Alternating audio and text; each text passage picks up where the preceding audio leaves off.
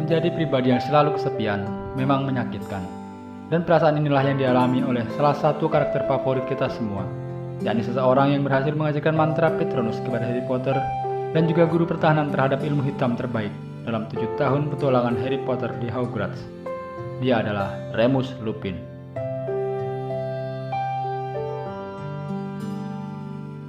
Remus Lupin lahir pada tanggal 10 Maret 1960. Dia adalah penyihir berdarah campuran. Ayahnya adalah seorang penyihir bernama Lial Lupin, sedangkan ibunya seorang mugel bernama Hope Howell.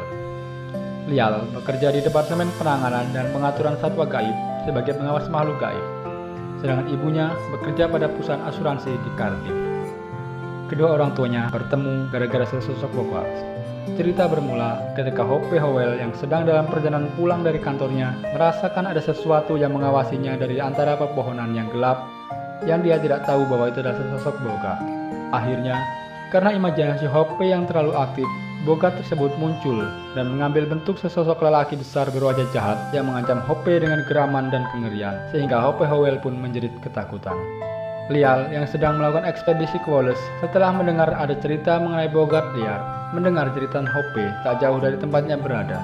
Lial muda datang dan kemudian mengalahkan Bogart tersebut, namun bingung bagaimana menjelaskan apa itu Bogart kepada perempuan yang diselamatkannya, mengingat dia adalah seorang mugel. Lial akhirnya mengantar Hope pulang untuk memastikan keselamatannya. Dari peristiwa inilah Lial dan Hope saling jatuh cinta dan mereka akhirnya menikah pada tahun 1959. Setahun kemudian lahirlah anak mereka yang dinama Remus John Lupin, seorang anak laki-laki kecil yang sehat dan ceria yang menunjukkan pertanda awal bahwa dia adalah seorang penyihir. Dan kedua orang tuanya mulai membayangkan bahwa kelak ia akan mengikuti jejak ayahnya, bersekolah di sekolah sihir Hogwarts. Cerita bermula saat Remus Lupin berusia 4 tahun. Saat itu jumlah aktivitas sihir hitam di seluruh negeri terus meningkat, baik serangan-serangan maupun penampakan. Lord Voldemort sedang giat dalam membangun kerajaan kegelapannya, dan para pelahap maut merekrut semua jenis makhluk sihir hitam untuk bergabung dengan mereka dalam upaya untuk menggulingkan Kementerian Sihir. Kementerian Sihir kemudian memanggil seluruh orang yang ahli dalam bidang makhluk gaib untuk menangani ancaman ini, termasuk Lial Lupin. Lial dengan senang hati menerima tawaran tersebut, namun kisah sedih keluarganya baru saja akan dimulai. Diawali dari ditangkapnya seorang manusia serigala bernama Fenrir Greyback oleh Kementerian Sihir atas tuduhan pembunuhan 2 mugel. Lial Lupin menjadi bagian dari tim komite yang interogasinya. Namun sayang, registrasi mengenai manusia serigala yang dilakukan oleh Kementerian Sihir saat itu belum berjalan dengan baik. Mereka tidak tahu mengenai kondisi Greyback, apakah dia manusia serigala atau bukan. Saat itu, Greyback mengaku bahwa dia hanyalah seorang mugel gelandangan kepada tim komite. Pakaian kotor Greyback dan tidak adanya tongkat sihir cukup untuk membuat 2 anggota komite penanya yang terlalu lelah bekerja mempercayainya. Tetapi Lial Lupin tidak dapat dengan mudah dibodohi. Lial Lupin mengenali tanda-tanda tertentu dalam penampilan dan perilaku Greyback dan mengatakan kepada komite bahwa Greyback harus tetap ditahan sampai bulan purnama berikutnya yang akan tiba hanya 24 jam kemudian. Namun sayang, Lial ditertawakan oleh sesama anggota komite yang menganggap kemampuan Lial hanya sebatas pada penanganan Bogart. Lial yang biasanya santun menjadi sangat marah. Dia berteriak-teriak di depan mereka dengan mengatakan bahwa manusia serigala adalah makhluk yang tak memiliki jiwa, kejam, dan tidak layak menerima apapun kecuali kematian. Komite akhirnya mengusir Lial keluar dari ruangan, dan kepala komite meminta maaf kepada Greyback lalu membebaskannya dari segala tuduhan. Penyihir yang mengantar Greyback keluar dari ruang penyelidikan berniat untuk menempatkan jampi memori kepadanya, sehingga ia tidak akan pernah ingat semua yang terjadi di dalam kementerian. Namun, sebelum dia bisa melakukannya, dia telah diserang oleh Greyback dan 2 kaki tangannya yang bersembunyi di pintu masuk, dan ketiga manusia serigala itu pun melarikan diri. Greyback langsung menceritakan kepada teman-temannya bagaimana Lial Lupin baru saja menggambarkan mereka. Balas dendamnya kepada Lial Lupin akan segera terjadi dengan mengerikan. Dan hal ini terjadi hanya beberapa hari sebelum ulang tahun kelima Remus Lupin. Ketika Remus Lupin tidur dengan tenang di tempat tidurnya, Fenrir Greyback berhasil memasuki kamarnya dan kemudian menggigitnya. Lial segera datang menyelamatkan nyawa putranya dan mengusir Greyback dengan sejumlah kutukan yang kuat. Namun, semua sudah terlambat. Remus Lupin akan menjadi manusia serigala yang matang sepenuhnya. Lia Lupin tidak pernah memaafkan dirinya sendiri atas kata-kata yang telah dia ucapkan tentang manusia serigala di depan Greyback dalam ruang penyelidikan, yakni tidak berjiwa, jahat, dan tidak layak menerima apapun selain kematian. Dia telah membeu apa yang menjadi pandangan umum para penyihir tentang manusia serigala. Tetapi baginya, tidak ada yang berubah tentang Remus Lupin yang dia cintai dan pintar, kecuali untuk periode mengerikan saat bulan purnama, ketika dia mengalami transformasi yang luar biasa dan menjadi bahaya bagi semua orang di sekitarnya. Selama bertahun-tahun, Lial menyimpan cerita tentang serangan itu dari putranya, termasuk identitas sang penyerang. Dia takut akan disalahkan oleh Remus Lupin. Lia Lupin melakukan segala yang dia bisa untuk mengobati putranya, tetapi ramuan ataupun mantra tidak dapat membantu Lupin. Sejak saat itu dan seterusnya, kehidupan mereka didominasi oleh kebutuhan untuk menyembunyikan kondisi Remus Lupin. Keluarga mereka mulai pindah-pindah dari desa ke desa setiap bulan atau setiap saat ketika tetangga mulai menyadari tingkah laku Remus Lupin. Lial melarang anaknya itu bergaul dengan anak-anak yang lain, sehingga terlepas dari orang tuanya yang sangat menyayanginya, ia adalah anak yang sangat kesepian. Ketika Remus kecil, penanganannya selama bertransformasi tidaklah sulit. Ruangan yang terkunci dan banyak mantra pembungkam biasanya cukup. Namun, ketika dia mulai tumbuh dan berusia 10 tahun, dia telah mampu menghancurkan pintu dan jendela. Mantra yang lebih kuat kini diperlukan untuk menahannya, dan kedua orang tuanya kini menjadi kurus karena khawatir dan takut. Mereka mencintai Remus Lupin, tetapi mereka tahu bahwa komunitas penyihir yang sedang diliputi ketakutan pada aktivitas gelap yang meningkat tidak akan toleran terhadap manusia serigala yang tidak terkendali. Harapan yang pernah mereka miliki untuk putra mereka tampak hancur, dan Lial bertekad untuk didik Remus Lupin di rumah karena yakin bahwa ia tidak akan pernah bisa menginjakkan kaki di sekolah. Namun beberapa hari sebelum ulang tahun ke-11 Remus Lupin, Albus Dumbledore mendatangi rumah keluarga Lupin. Bingung dan ketakutan, Lial dan Hope mencoba menghalangi pintu masuknya. Tetapi entah bagaimana, 5 menit kemudian Dumbledore terlihat sedang duduk di dekat perapian, makan sangkakala, dan bermain Gapstone dengan Remus Lupin. Dumbledore menjelaskan kepada Lial bahwa dia tahu apa yang terjadi kepada putra mereka. Greyback membeu tentang apa yang telah dia lakukan, dan Dumbledore memiliki mata-mata di antara makhluk-makhluk gelap. Dumbledore juga mengatakan bahwa Remus Lupin harus sekolah. Dumbledore meyakinkan Lial dan Hope bahwa dia mempunyai tempat yang aman bagi Remus Lupin untuk bertransformasi setiap bulan sehingga dia bisa masuk ke Hogwarts. Karena pandangan yang tersebar luas mengenai manusia serigala, Dumbledore setuju bahwa kondisi Remus Lupin tidak boleh disebarluaskan.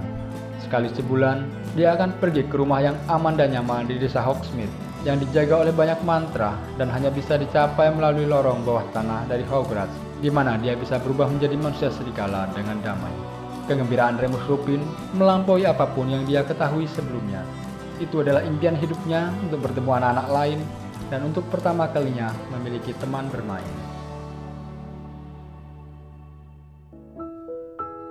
Masuk ke asrama Gryffindor, Remus Lupin dengan cepat berteman dengan dua anak lelaki yang ceria, percaya diri, dan pemberontak, James Potter dan Sirius Black. Mereka berdua tertarik oleh selera humor Remus Lupin yang tenang dan kebaikan hatinya.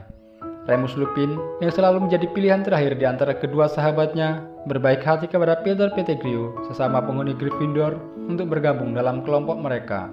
Meski mungkin James dan Sirius berpikir bahwa Peter tidaklah pantas bergabung dengan mereka jika tanpa bujukan Remus, namun segera saja keempat orang ini menjadi tak terpisahkan. Remus Lupin bertindak sebagai hati nurani dalam kelompok ini, tapi hati nurani yang terkadang salah. Dia memang tidak setuju gangguan tanpa henti mereka terhadap Severus Snape. Tetapi dia sangat mencintai James dan Sirius. Dia sangat bersyukur atas penerimaan mereka terhadapnya, sehingga dia tidak selalu menahan mereka sebanyak yang seharusnya dia lakukan. Tak bisa dihindari, ketiga sahabatnya segera menjadi penasaran mengapa Remus selalu menghilang sebulan sekali. Teringat akan masa kecilnya yang kesepian, dan takut teman-temannya akan meninggalkannya jika mereka tahu bahwa dia adalah manusia serigala, Remus mengarang kebohongan untuk menjelaskan ketidakhadirannya. Namun pada tahun kedua, James dan Sirius berhasil menebak fakta sesungguhnya. Remus tercengang dan berterima kasih karena mereka tidak hanya tetap menjadi teman-temannya, tetapi juga memikirkan metode yang cerdik untuk mengurangi kesendiriannya saat bertransformasi di bulan purnama. Ketiga temannya tersebut akhirnya belajar menjadi animagi, tetapi baru benar-benar berhasil di tahun pelajaran kelima. Sirius menjadi anjing, Peter menjadi tikus, dan James menjadi rusa. Setiap bulan purnama, ketiga sahabatnya tersebut menemaninya di Shrieking Shack saat dia bertransformasi menjadi manusia serigala. Mereka juga memiliki nama panggilan masing-masing, yakni Mooney untuk Lupin, Wormtail untuk Peter, Padfoot untuk Sirius, dan Prong untuk James. Mereka lah yang membuat peta perampok yang kelak akan dipakai Harry Potter semasa sekolah di Hogwarts. Remus Lupin mengakhiri petualangan sekolahnya sebagai seorang prefect.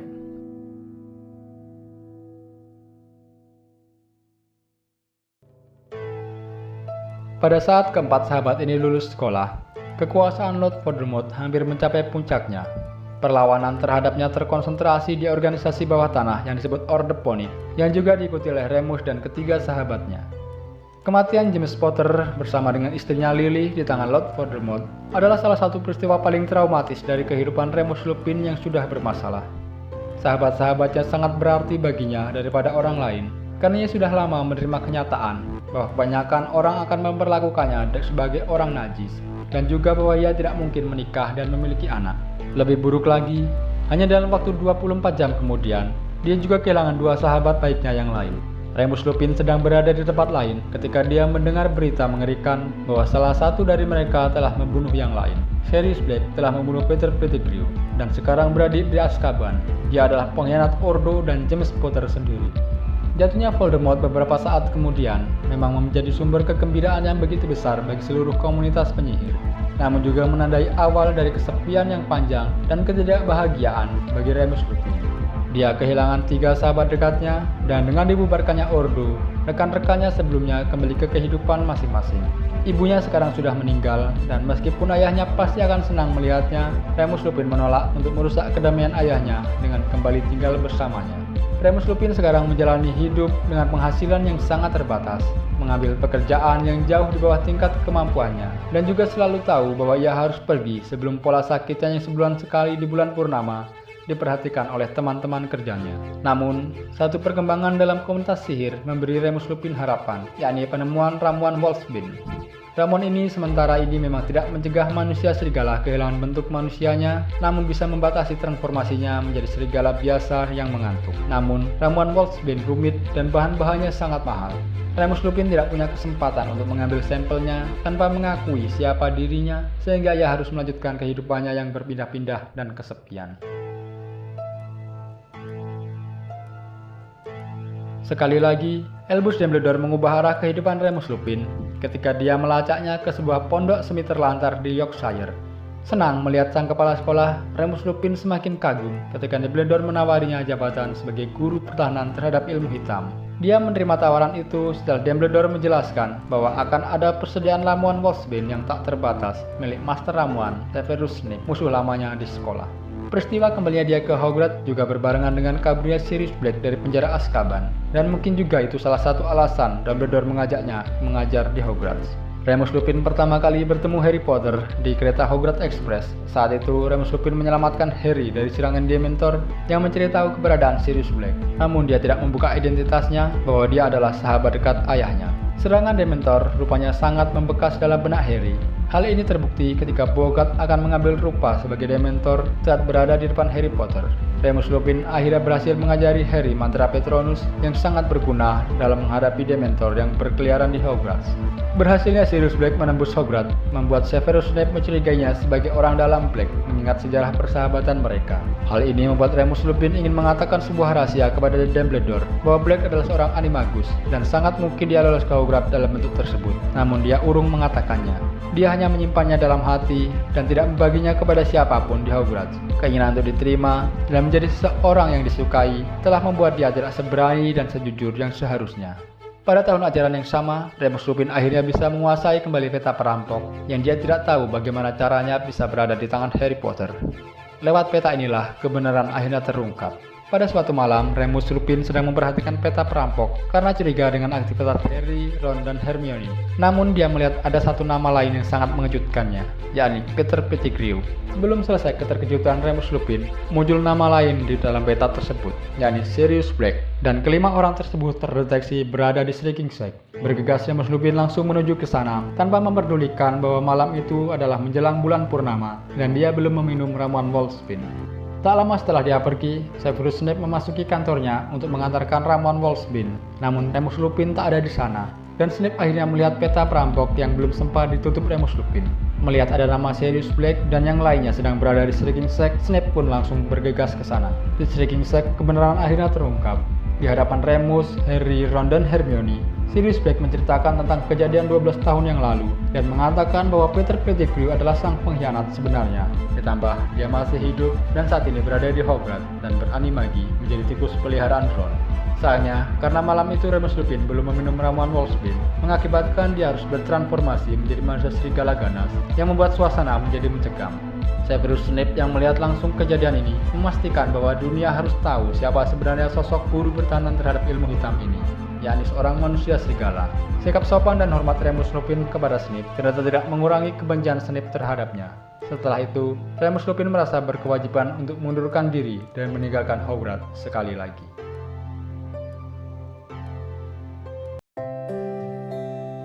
Ketika Lord Voldemort sekali lagi berusaha memperoleh kekuasaan, perlawanan lama berkumpul kembali, dan Remus Lupin mendapati dirinya sekali lagi menjadi bagian dari Orde Phoenix. Pada kali ini, di dalam Ordo terdapat seorang auror wanita yang masih sangat muda, bernama Nymphadora Tonks, yang pandai, berani, dan lucu, yang adalah anak didik dari Alastor Moody, atau yang kita kenal sebagai Mad Eye. Remus Lupin yang terbiasa murung dan kesepian, untuk pertama kalinya merasa geli dan terkesan. Dia belum pernah jatuh cinta sebelumnya, dan jika ini terjadi pada masa damai, Remus Lupin akan segera dengan mudah pergi ke tempat baru dan mencari pekerjaan baru, sehingga dia tidak harus menahan sakit hati melihat Tonks jatuh cinta dengan seorang penyihir muda tampan lainnya di kantor Auror. Itulah yang dia harapkan terjadi. Namun, ini adalah perang. Mereka berdua dibutuhkan dalam Orde Phoenix, dan tidak ada yang tahu apa yang akan terjadi pada hari berikutnya. Remus Lupin merasa harus tetap berada di sana apapun yang terjadi, menjaga perasaannya sendiri, tetapi diam-diam berbahagia setiap kali dia dipasangkan dengan Tonks dalam misi semalaman. Tak pernah terpikir oleh Remus Lupin bahwa Tonks akan membalas perasaannya, karena dia sudah terbiasa menganggap dirinya najis dan tidak layak. Namun, berkat kebersamaan yang sering mereka lalui bersama, Tonks mengisyaratkan tanda-tanda bahwa dia juga mencintai Remus Lupin, dan ini adalah kebahagiaan yang belum pernah Remus Lupin alami sepanjang hidupnya. Namun, sekali lagi melihat kembali kondisinya, dia selalu tahu bahwa dia tidak bisa menikah dan beresiko menularkan kondisinya yang menyakitkan dan memalukan. Karena itu, ia berpura-pura tidak mengerti syarat dari Tonks. Lupin mulai menghindari melaksanakan tugas-tugas bersama Tonks dan nyaris tidak berbicara dengannya, dan mulai menjadi sukarelawan untuk misi-misi paling berbahaya. Tonks menjadi sangat sedih karena yakin bahwa pria yang dicintainya tidak akan pernah mau menghabiskan waktu bersamanya lagi. Dan Tonks mengetahui apa yang ada dalam pikiran Remus Lupin. Remus Lupin dan Tonks keduanya bertarung melawan Lord Voldemort dan para pelahap mautnya di Departemen Misteri. Pertempuran yang menjadi tanda nyata kembalinya Voldemort ke publik. Gugurnya Sirius Black dalam pertempuran ini tidak melunakkan sikap Remus Lupin yang semakin merusak diri. Tonks hanya bisa menyaksikan dengan putus asa ketika dia mengajukan diri untuk menjadi mata-mata Ordo di komunitas sesama manusia serigala untuk mencoba membujuk mereka ke sisi Dumbledore. Sebuah misi yang sangat berbahaya, mengingat ada Fenrir Greyback di sana, orang yang telah mengubahnya menjadi manusia serigala. Remus Lupin berhadapan-hadapan dengan Greyback di Hogwarts setahun kemudian, ketika Ordo bentrok dengan para pelahap maut di dalam kastil. Dalam pertempuran ini, Remus Lupin kehilangan orang lain yang dia cintai, yakni Albus Dumbledore. Dumbledore dipuja oleh setiap anggota Orde Phoenix, tetapi bagi Remus Lupin, dia mewakili jenis kebaikan, toleransi, dan pengertian yang tak pernah dia dapatkan dari siapapun di dunia ini selain orang tuanya dan ketiga sahabatnya. Dan Dumbledore adalah satu-satunya pria yang menawarkan pekerjaan dalam masyarakat penyihir normal. Sebagai buntut dari pertarungan berdarah, terinspirasi oleh protes Fleur Delacour tentang cinta abadinya untuk Bill Weasley, Tonks membuat pernyataan publik yang berani tentang perasaannya kepada Remus Lupin, yang terpaksa mengakui perasaannya kepada Tonks. Remus Lupin menikahi Tonks dengan tenang di utara Skotlandia, dengan saksi yang diambil dari kedai sihir setempat. Namun dia terus saja takut bahwa stigma yang melekat kepadanya akan menulari istrinya. Dalam beberapa minggu setelah pernikahan mereka, Remus Lupin mendapati bahwa Tong hamil, dan ketakutan-ketakutan akhirnya kembali muncul.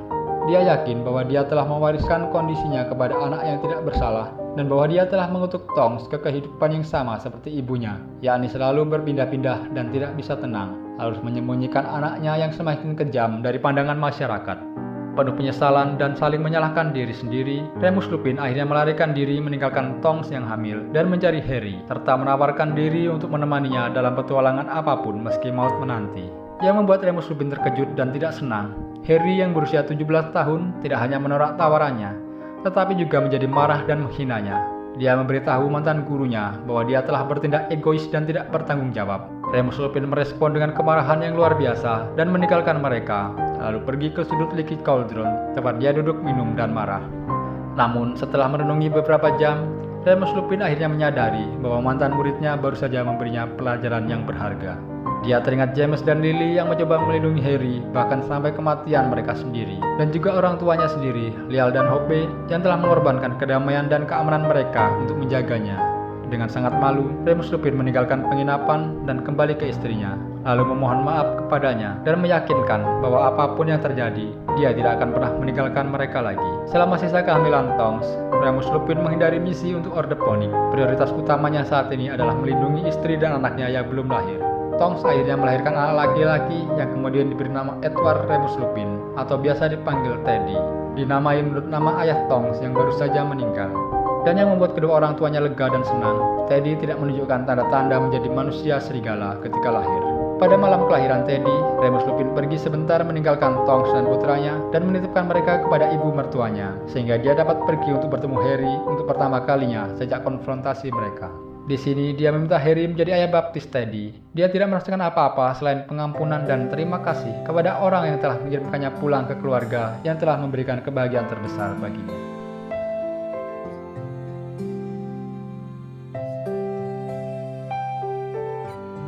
Remus Lupin dan Tongs kembali ke Hogwarts untuk pertempuran terakhir melawan Lord Voldemort, meninggalkan putra kecil mereka dalam perawatan neneknya. Mereka tahu bahwa jika Voldemort memenangkan pertempuran ini, keluarga mereka pasti akan tersingkir, sebab keduanya adalah anggota Orde Pony yang ditandai.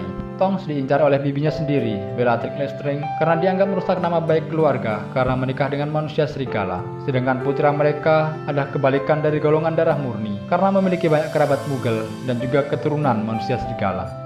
Setelah selalu berselamat dari banyak pertempuran dengan pelahap maut di waktu-waktu sebelumnya, Remus Lupin menemui ajalnya di tangan Antonin Dolohov, salah satu pelahap maut paling setia dan sadis dari semua pelahap maut Voldemort. Saat dia bergegas bergabung dalam pertempuran, Remus Lupin tidak lagi dalam kondisi prima. Ketidakaktifannya selama berbulan-bulan karena fokus melindungi keluarganya telah menumpulkan kemampuan duelnya. Dan ketika ia melawan Dolohov yang sangat mahir berduel, reaksinya menjadi terlalu lambat. Remus Lupin secara anumerta dianugerahi Ordo Merlin kelas 1 dan menjadi manusia serigala pertama yang diberi kehormatan itu. Kisah kehidupan dan kematiannya banyak membantu mengangkat stigma tentang manusia serigala di kalangan para penyihir. Remus Lupin tidak pernah dilupakan oleh siapapun yang mengenalnya. Seorang pria pemberani yang selalu melakukan yang terbaik yang dia bisa dalam keadaan yang sangat sulit dan yang membantu lebih banyak daripada yang dia sadari sendiri. Baiklah Pottermania, cukup di sini saja pembahasan kita mengenai Remus Lupin. Jika ada pertanyaan ataupun ingin berdiskusi, atau juga ada saran mengenai topik video-video selanjutnya, silahkan Anda tuliskan di kolom komentar. Dan juga jangan lupa untuk like video ini serta subscribe channel ini, supaya saya semakin semangat dalam membuat video-video selanjutnya. Terima kasih.